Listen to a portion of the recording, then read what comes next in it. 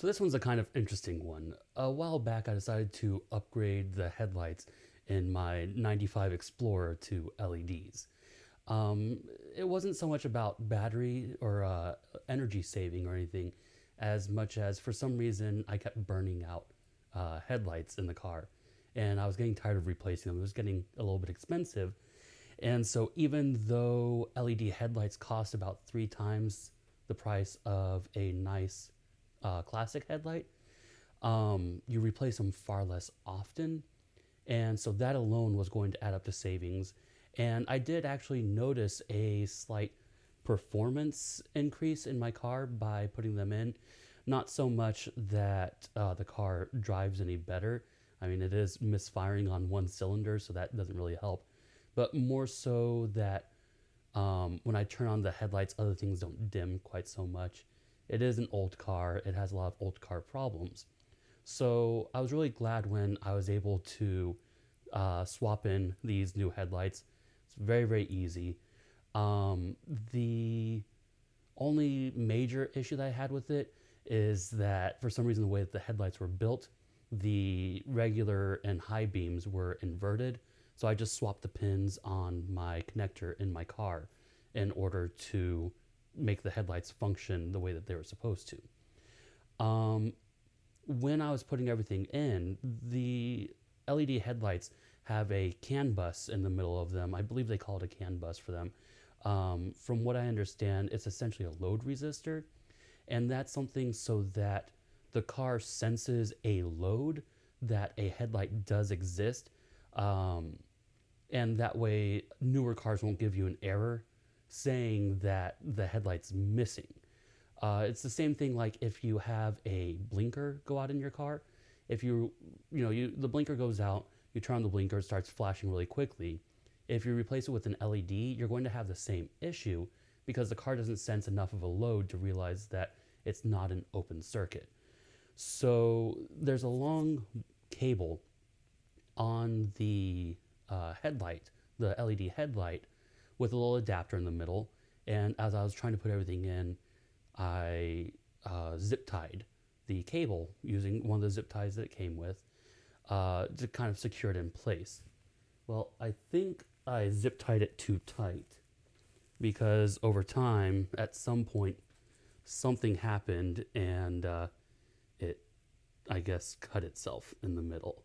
So I'm back to having a broken headlight. So today I'm going to show you how to solder. I think that my soldering skills are up to snuff enough that you hopefully will learn something if you haven't soldered before. If you have, you might notice some new tricks from me, or you may even have some tips or tricks to share with me as well. Now, this is going to be an interesting one. I do like working with electronics. The problem is that there aren't any exposed contacts on the headlight itself, and I'm not willing to really dig into there to try to find any contacts. So normally when I solder things, I like to do a continuity test afterwards. This one, I'm not going to be able to do a continuity test, and instead we're going to solder everything together, matching the colors of the wires. Not usually my favorite way of doing things. Like I said, I usually like to do continuity. I usually try to look up where everything goes. But on this one, I'm just going to have to solder them together. And the way we're going to know whether or not it worked is by hooking it up and, seeing if it worked. All right. Next up, I'll start introducing you to the soldering station. This is my soldering station setup. As you can see, it's a Radio Shack digital soldering station. I decided to purchase this one because Radio Shack was going out of business at the time, and I got it for a really good price. One of the things I did learn from my dad is to use a temperature-controlled tip for soldering, and this one, being able to adjust the temperature right there with that dial, was incredibly helpful for using different types of solders on different types of metals. This is the headlight itself that we're going to be working on. There's the exposed cables. This is a helping hands. Also got this one from Radio Shack. Once again, it was inexpensive. The thing I liked about it was the fact that it had this very nice heavy steel base. It's a cast iron base. And these hands, unlike a lot of other ones that I've owned, they're actually pretty tight, so they don't really float too much or anything. And having that cast iron base allows me to take things like these magnetic trays and put it on the bottom so I can put screws in as I'm working on stuff and not lose them. Solder as well. As you can see, I am using leaded solder. I would not recommend that. I was having a hard time finding any solder in town. And unfortunately, that's what I could find at the hardware store at the time. If you can get unleaded, that is certainly better for your health.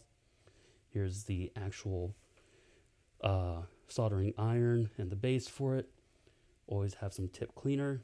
And then these are just various other items and tools that I have that do need to be organized better. I think that's going to be a future WeDat video.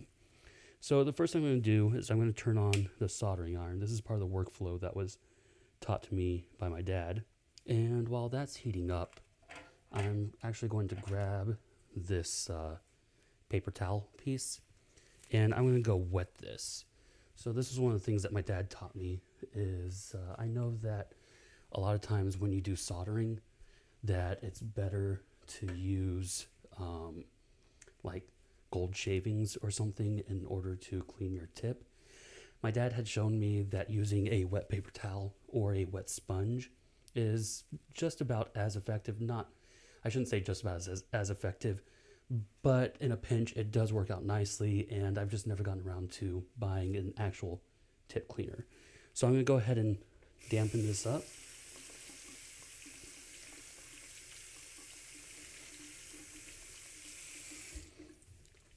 So as you can see, it's pretty wet. I'm going to squeeze out some of this extra water. We don't need to have all that there.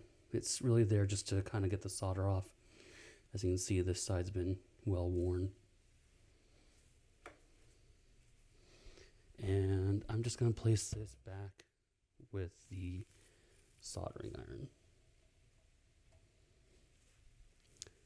All right, and my tip has actually reached temperature, so let's get to soldering. All right, so I'm well preheated here at about 719 degrees Fahrenheit. I feel like I got that number from somewhere. I honestly couldn't tell you, but it seems to work well for me with this particular solder, so that's the temperature that I'm going with. The soldering iron is nice and heated up, so I'm just going to rub that on my paper towel. And now the first thing that we need to do is expose the wires inside of here. So I already went ahead and kind of exposed these ones a little bit. So you should hopefully be able to see that the wires are out there. I didn't have a lot of room on this side, as you can see from where it tore, and I didn't want to pull too much out of there. So anyway, there's the wires on this end. So now I'm going to expose the wires on this side. Usually for something like this, I would use one of my wire cutters. Always cut away from yourself, sorry. I would use my wire cutters, or sorry, not my wire cutters, my wire strippers. But I've been working on a number of projects recently, and I'm afraid that I've misplaced them, which is not a great way to take care of your tools. So, don't be like me in that regard.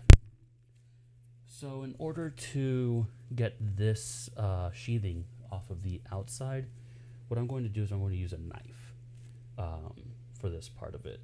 So when you're using a knife for, either on electronics or in the kitchen, always make sure that you have a sharp knife. Something to keep in mind with using a knife is that a sharp knife is a safe knife. I know that seems a little bit counterintuitive, but with knives, if it's a sharp knife, you know where it's going to go.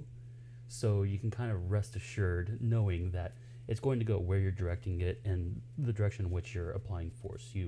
You're less likely for it to kind of, jerk off in one direction or the other and create any sort of, blood-related issues for you. So I'm going to go ahead and I'm just going to kind of push the knife in just so I can go a little bit into the sheathing. There is shielding around the wire, which, pros and cons here. That should protect the wires on the inside a little bit more from my blade, since this is not one of the best ways to be doing this. But that does also mean that as that aluminum shielding comes off, that I may be introducing more noise into the line. I don't know if that's really a big deal or not. And, you know, once again, we're just going to try things and we're going to find out. Should be mostly through that. Didn't quite make it and just cut a whole bunch of random lines. I'm going to go ahead and do this up in the air. Not the best way of doing things, and, you know, never cut towards yourself, folks, but there we go. So now I'm through, and I've done something very unfortunate. I cut straight through this green wire. So that means we're going to have a little less work to work with here. I'll go ahead and use my flush cutters. Cut those off. And let's see if I can't be a little bit more careful this time.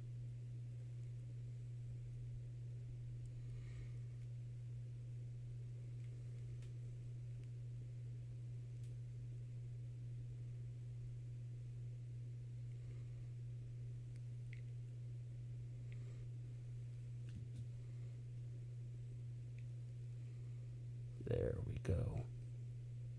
Beautiful. All right, so we're through. We got just through the shielding. I'm checking the wires by bending them backwards, just gently, to see if any of them have been nicked. And everything looks fine there. Go ahead and move this stuff out of the way. I probably should start keeping a garbage can around here so I can kind of keep track of these types of things. All right, so now we need to strip the wires themselves. Once I'm done, I'm going to want to put some heat shrink around these wires in order to make sure that they don't contact each other. So best way to decide on your heat shrink is just find some tubing, and in fact I actually made a good little example for myself here.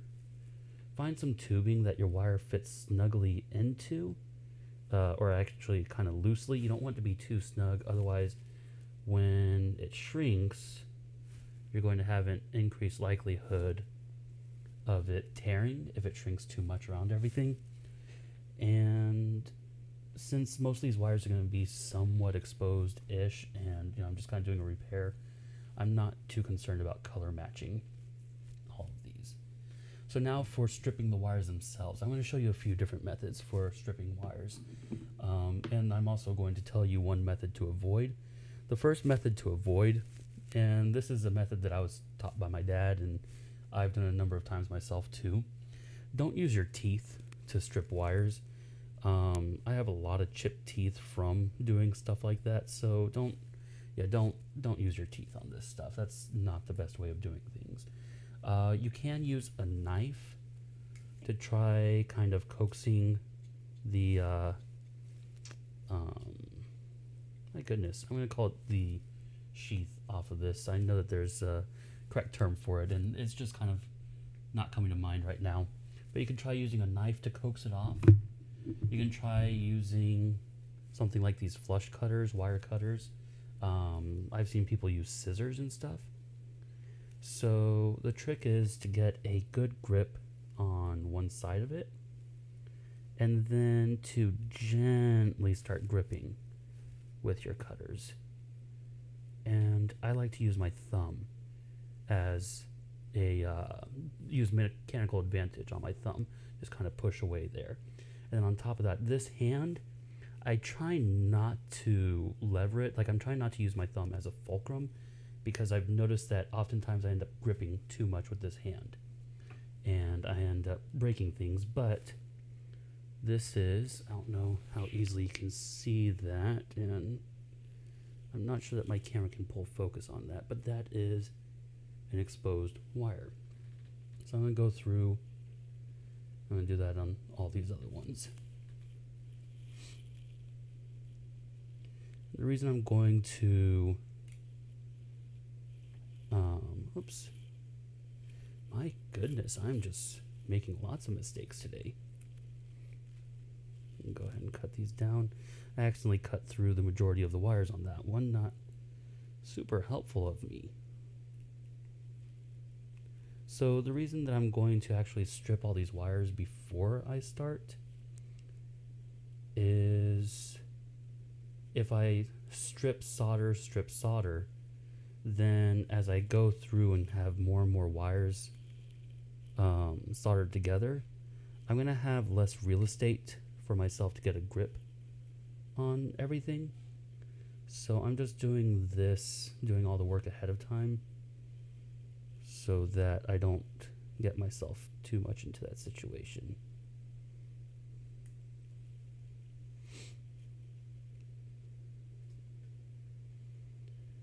So I actually took some electronics classes back in high school. If you are considering taking any sort of trade or hands-on classes at school, I honestly cannot recommend it enough. I grew up watching my dad solder things, and he used to let me hold stuff. It's funny because one time I offered to buy my dad a set of helping hands like this, and his response is, "Why? That's what I have you for." As you can imagine, things got kind of hot in my hands. Copper does heat up quite a bit, so that wasn't one of my favorite things. Man, I just destroyed that white wire again. This one's going to be a little bit offset, and I'm just going to make up for it on the other side. There we go. Alright, that one's a little bit short and nubby, but I think we'll make it through. So in order to compensate for that, what I'm going to do, I'll match up these other wires.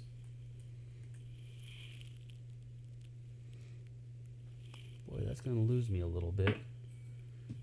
But I'm going to isolate this white wire. And I'm going to cut all the other wires a little bit shorter, just so I don't have a bulge when I heat shrink everything together. So I'm going to start with the white wire. Hey, look at that. First time lucky. I've rather spoiled myself using my automatic wire strippers recently. Let me show you, I'm sorry, I offered to show you other methods on how to strip wires. Another thing is, for example, I have this Leatherman. This has its own wire cutters on it, and it does have something in there that some people do use for stripping. It's got this little like notched in area. You can try using that. Honestly, I've never really had too much luck with that. But it's the same general idea. You get a firm but loose grip, and you pull. One of the problems with using the Leatherman wire cutters is that they aren't very sharp. They tend to kind of shear, or not shear, they tend to cleave more than cut, so it kind of stretches out your shielding a little bit. Not shielding. I swear it's going to come to me as soon as I stop recording, and then I'm going to feel silly. I'll try to put it into the comments or in the description. Another method that you can use that I've seen some people successful with, I don't like this one as much because I don't feel like I have as much control, and I'm not going to use a full size set, but using scissors, I don't feel like I have much control using scissors to cut wires or to strip wires. I always end up needing to do it a few times, which is usually what I see other people do too. I feel like the angle on it isn't great, and also because you have so much more leverage on the back end, I usually tend to actually cut my wires straight through, so that's not a fantastic method of doing things.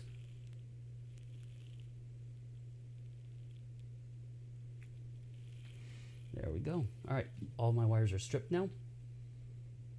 So that's good. All right, two things I need to do now. First one is I need to find some heat shrink that's going to go over this outside, and I need to place it before I get too far ahead of myself. So let's see if I have any heat shrink tubing. That's about the right size. I've got a couple of pieces here. Let's see, here's some black heat shrink tubing. Yeah, you know what? That'll work. That'll work out nicely. You know what? Let's see if this clear works. I've never used a clear one. And it might be nice for you to be able to see through everything.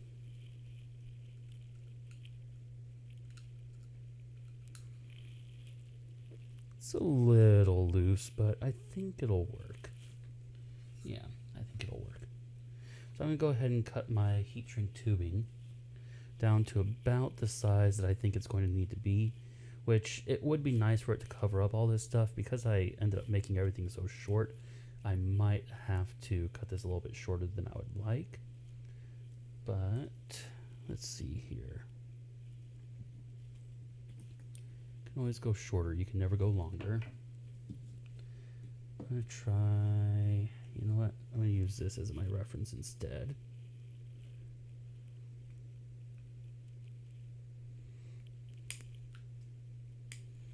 So like I said, it's going to be kind of a butting against this little wart right here. Like I said, I think that's the load resistor. And if I get too close to the soldering iron while I'm working, it's going to start shrinking, and then I'm going to be stuck. And that sucks when that happens. I've had that happen a few times. All right, we're good now. We're set up on that part. Now we need to start setting ourselves up for the other heat shrink tubing, which is right here. What I'm going to do, I'm going to separate out all my wires, and I'm just going to give them a little twist. And I'm just doing this on each individual wire to twist the individual wires on the inside, so that they're going to be a little bit less likely to snag on the heat shrink tubing. It keeps everything looking nice. Things like this is good if it looks nice. Alrighty. There's those ones done. And now for these ones. My lengths on these are far from perfect, but you know, with something like this, if it works, it works. Obviously, it's nice to have things a little closer together, but I think we'll be okay here. These do also appear to be aluminum, not copper wires. So I think that our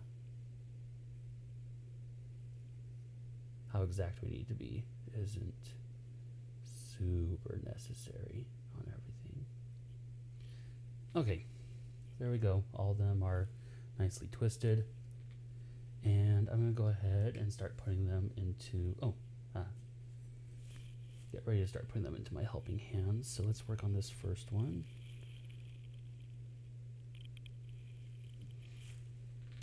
And I did, like I said, I cut these strands a little bit too long, so I'm going to shorten that up.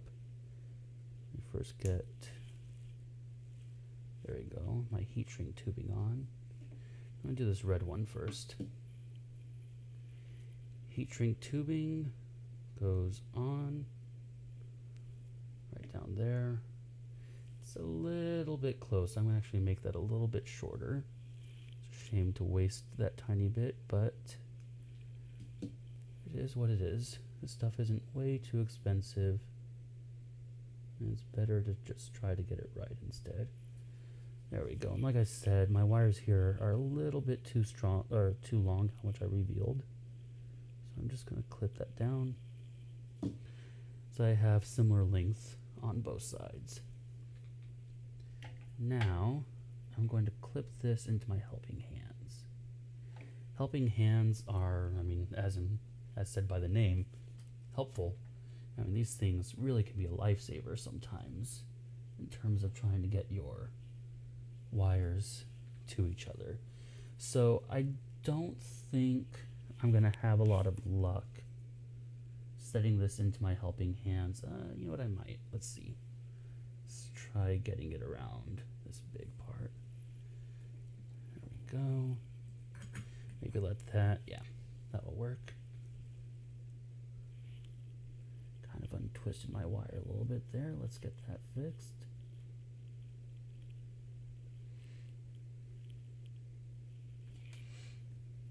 And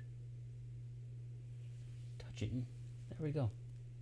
So that is 2 sets of wires touching each other. Now I know normally for something like this, it's a good idea to twist your wires together. The solder here will form a decent enough bond between the two of them. These wires are so thin and so short, I'm worried that if I try to twist them, I'm going to end up kind of tangling them up a little bit.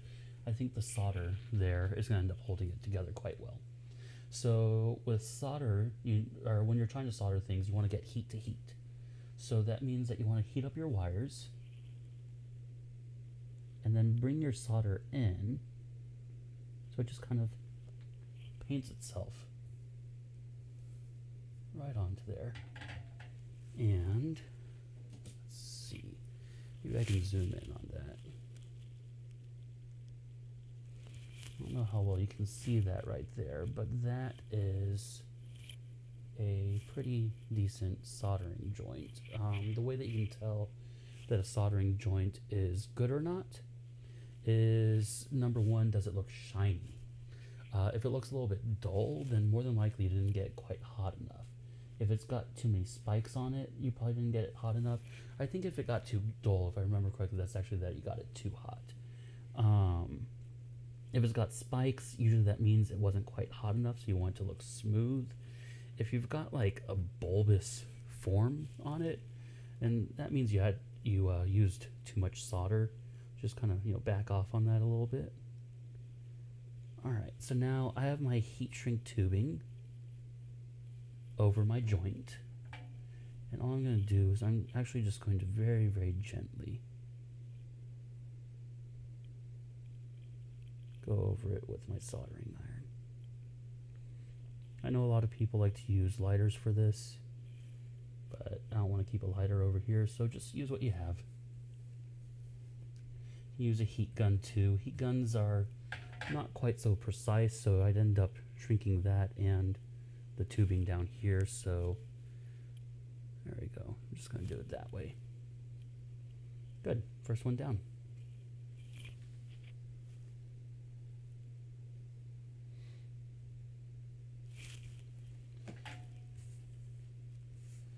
So like I said, when I was growing up, my dad managed to invent quite a bit of stuff throughout his lifetime. It's actually very impressive. And so as an inventor, or an engineer really, I shouldn't call him an inventor, but as an engineer, he would solder a lot of things together. So I used to get to watch him solder quite often, which was a lot of fun. And as I'd mentioned in my previous video, my dad would let me watch stuff. He never really taught me how to do much in terms of working on things like this. So when I started taking my electronics classes in high school, my dad was very impressed by the fact that I suddenly had some pretty decent soldering skills. And the biggest compliment with all of that, let me cut this down, was him allowing me to use his soldering iron. Whoops, gave myself a metal splinter there. Hate when that happens. There we go. My dad was very particular about people touching his stuff. And so the fact that he allowed me to even use his stuff really spoke volumes as to how he felt about my skills and his level of trust in what I was doing.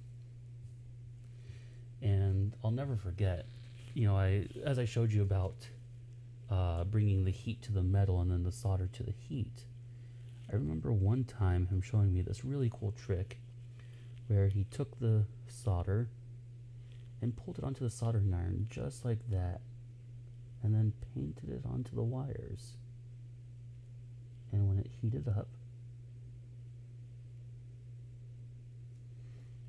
it formed the two together. He brought in the solder, and voila. Now, I'm not my father though, and I never fully learned how he did that trick. So every time that I do it, I have to use this little desoldering sucker to take off the little tips that I create, because not quite as good as he was. Let me just go ahead and, whoops. I don't have a great connection here. Let me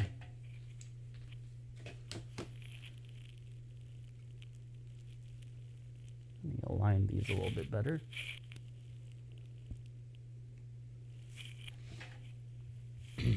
And let's do this the correct way. Heat to the wires, solder to the heat. There we go. And now my black wires are joint. Move the heat shrink over my joint. Sorry if I keep getting my head in the way.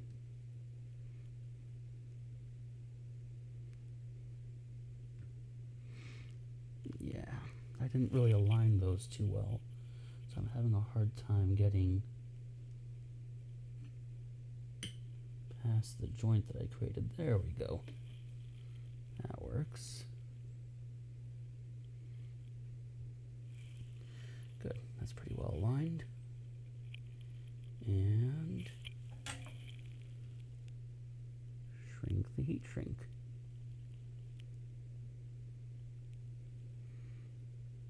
There we go.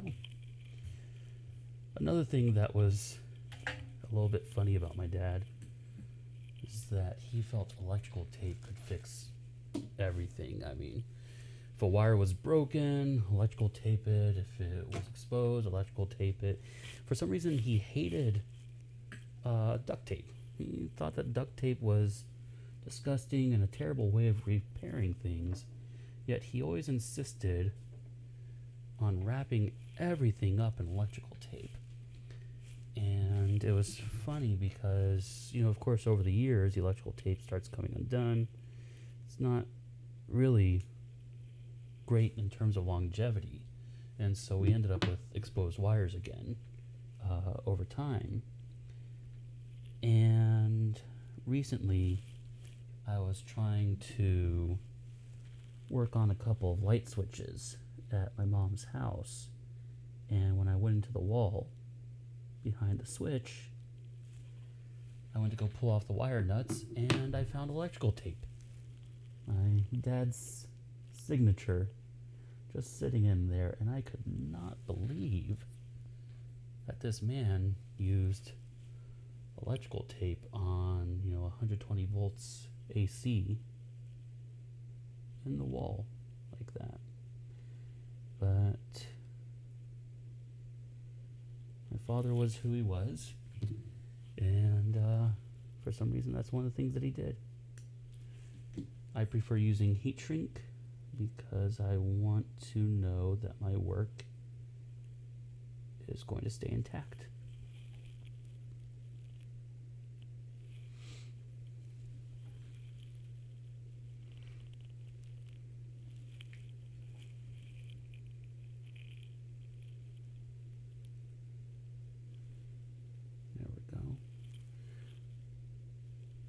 Never try to force your wires to touch each other.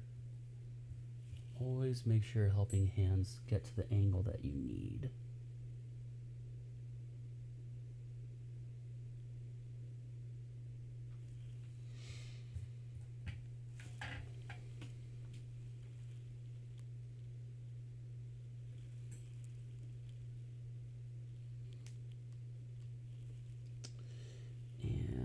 whoopsie.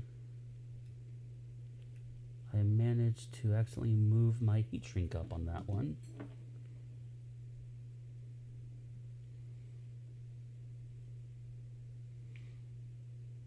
And shrunk it.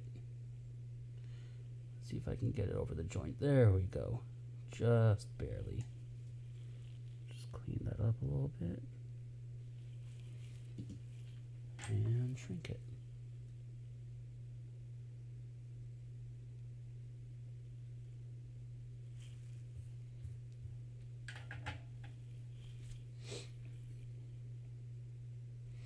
And go ahead and rotate as we're moving along.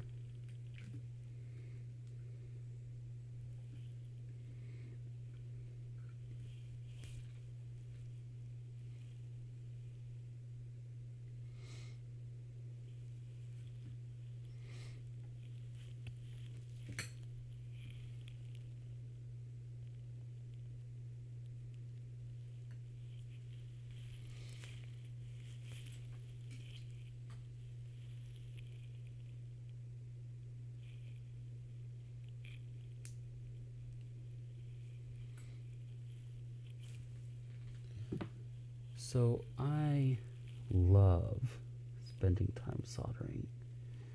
It's relatively cheap. Usually when you're done doing it, you're actually better off than you were before. Literally, you've now repaired something. And it's a great way to hone and utilize a skill. Sorry, my camera stopped recording for a second there.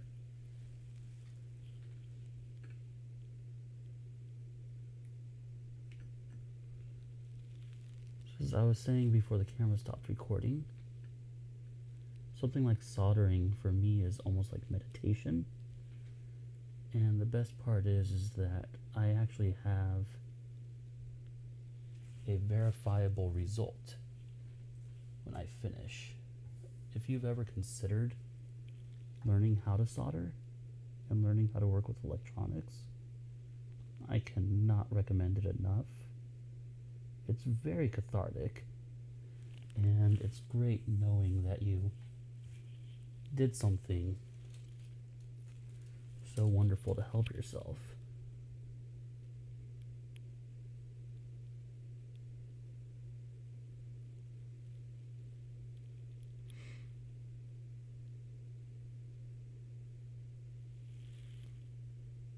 There we go. Sometimes you have to get it in at a weird angle.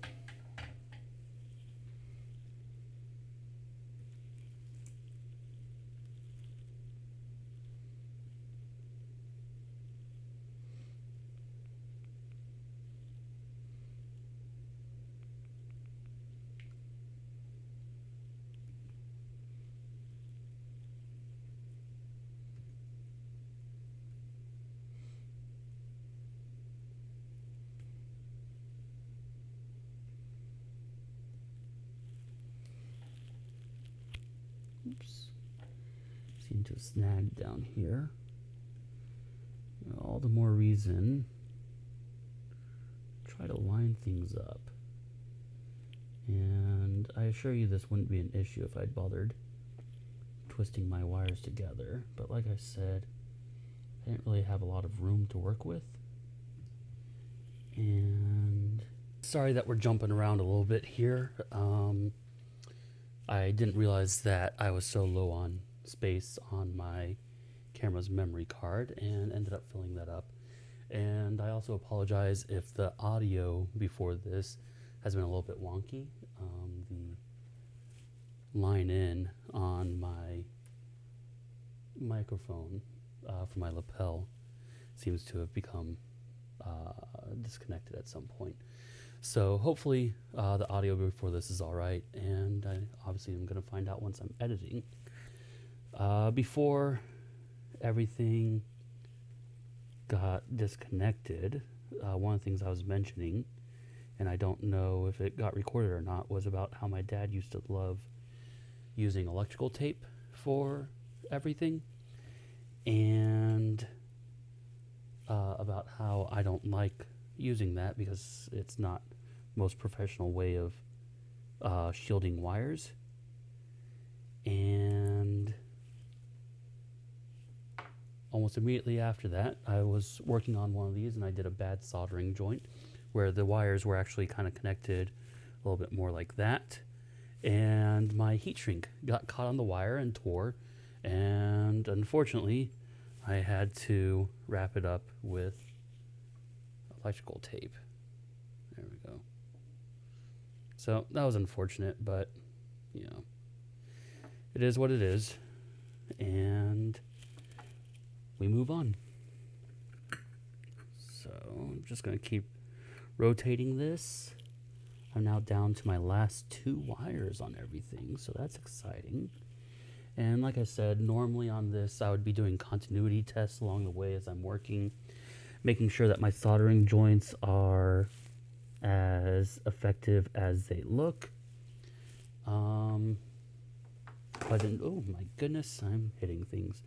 In this instance, I am just going to have to put everything together and test it out, which is terrible for 2 reasons. Number one, I don't like being uncertain of how accurate my work is. That always makes me very nervous.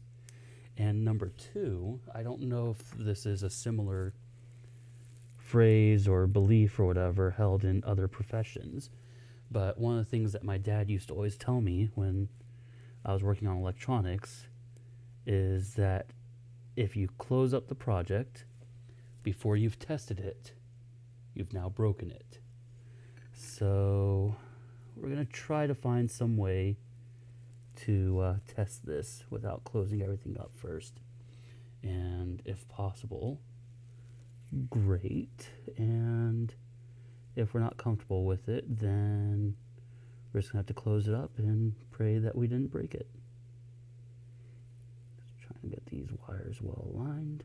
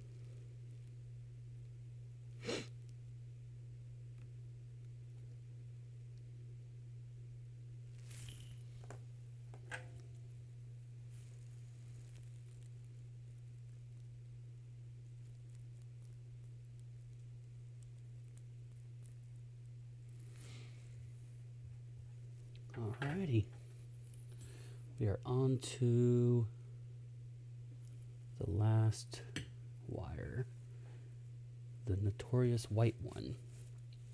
This one, I'm actually going to end up putting the heat shrink on this side. Just always go for whichever side, oops, I'm getting that wrong. Just always go for whichever side gives you the most length. So I'm going to be putting on that side. Sorry if this focus is a little bit rough. There we go. So yeah, always go on the side that gives you the most length. That's going to be your best bet on these types of things to make sure that your heat shrink doesn't shrink up on you while you're working.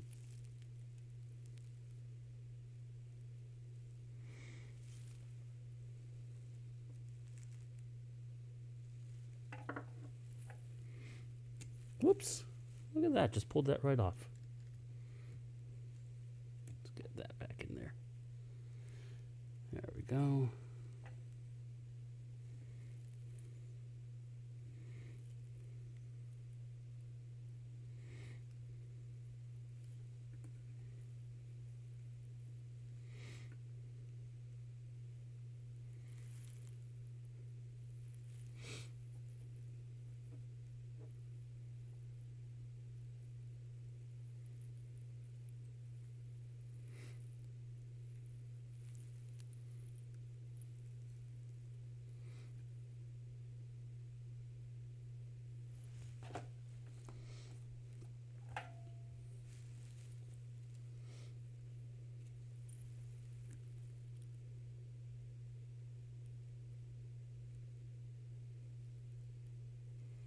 up the wires, solder to the heat.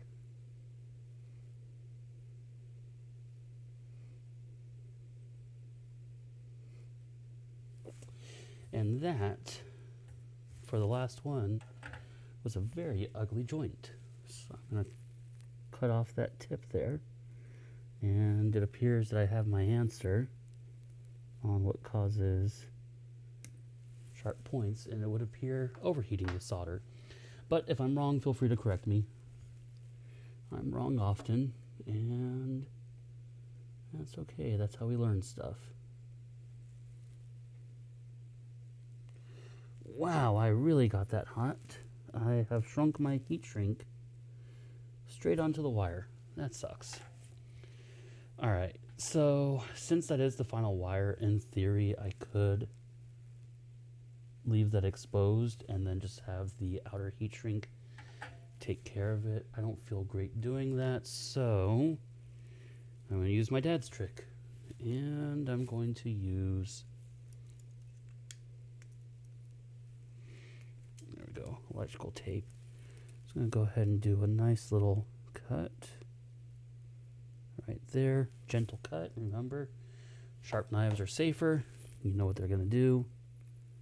Peel this back a bit and it'll happily tear right at my cut.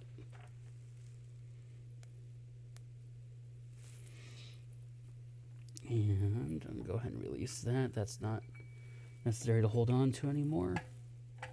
Get my electrical tape in there. And try my best to wrap it up as tightly and decently as possible. Alright, there's a bunch of somewhat done soldered wires. Goodness, I didn't realize I was still zoomed in.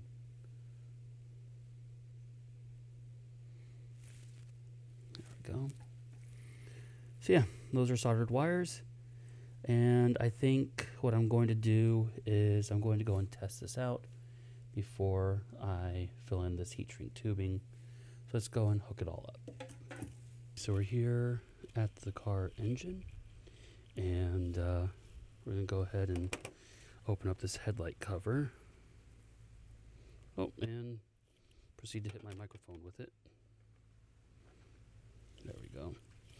And then right here, I left it somewhere easy to access, is the actual connector for the headlight. So let's see if I can find a way to keep looking at this while talking to you. It's not a great angle, but it'll work for now. I'll go ahead and hook up the headlight.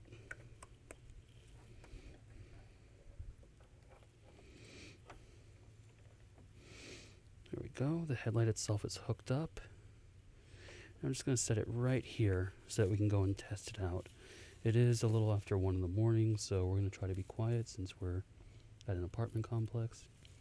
And yeah, sorry for the 1 in the morning lighting.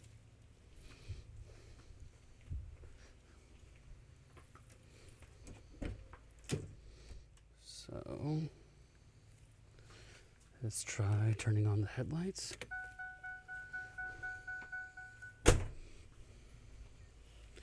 And that's a functioning headlight. Let's see if we can get high beams to work.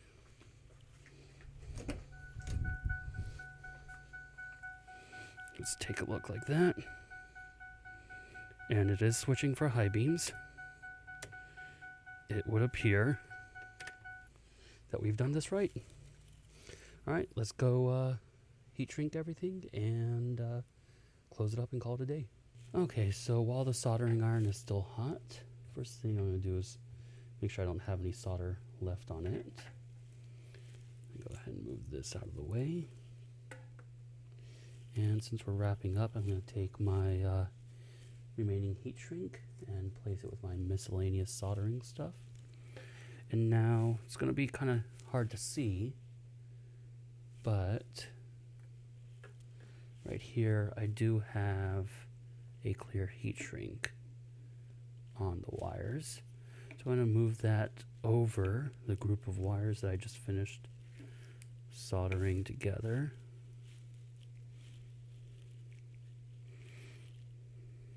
Just going to kind of gently coax it over.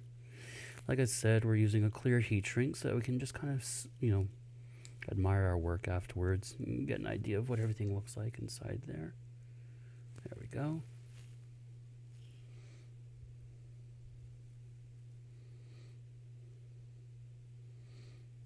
And once again, I'm going to use the soldering iron to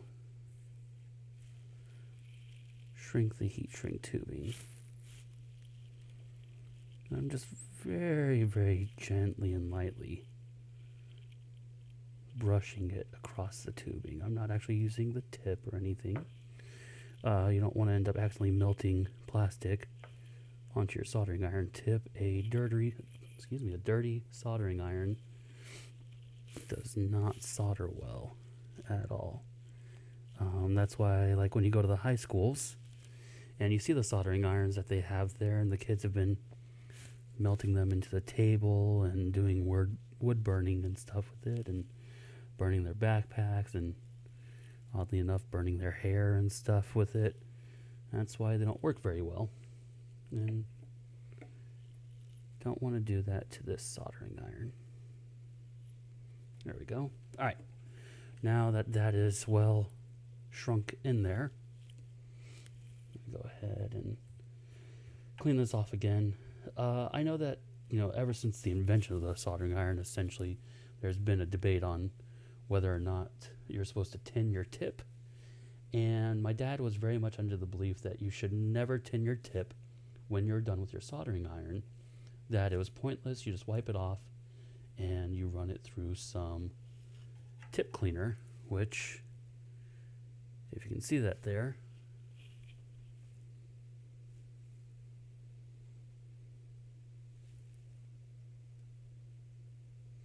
is actually tip tinner. So, turns out my dad actually did appreciate tinning the tip. And we're going to go ahead and do that ourselves too. Just take your soldering iron. It'll melt the tip tinner and cleaner as you're kind of moving it around in there. There we go. That looks good. Wipe it off one last time. I try not to leave any balls of solder on my tip. And that looks good. Put it away, turn it off, and I'm just going to go reinstall this headlight and I'll show you all the final product.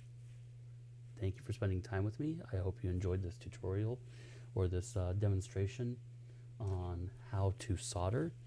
I know that it was originally how to solder and try repairing a headlight, but it looks like we have successfully repaired a headlight.